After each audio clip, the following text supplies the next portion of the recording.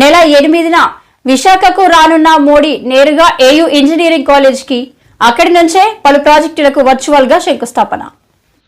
ఈ నెల 8న విశాఖకు రానున్న మోడీ నేరుగా ఏయూ ఇంజనీరింగ్ కాలేజ్కి అక్కడి నుంచే పలు ప్రాజెక్టులకు వర్చువల్గా శంకుస్థాపన.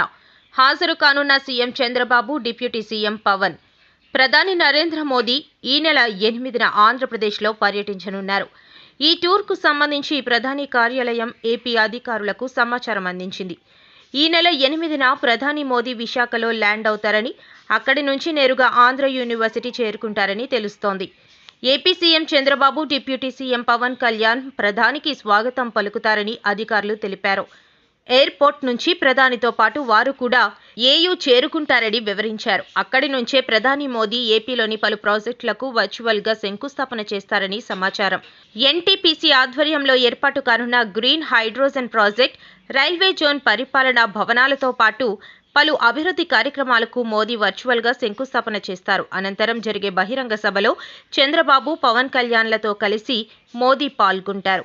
ఈ కార్యక్రమంలో పలువురు కేంద్ర, రాష్ట్ర మంత్రులు కూడా పాల్గొంటారు. ఈ మేరకు విశాఖ అధికారులకు పీఎంఓ నుంచి సమాచారం అందిందని, అవసరమైన ఏర్పాట్లలో అధికారులు నిమగ్నమయ్యారని సమాచారం.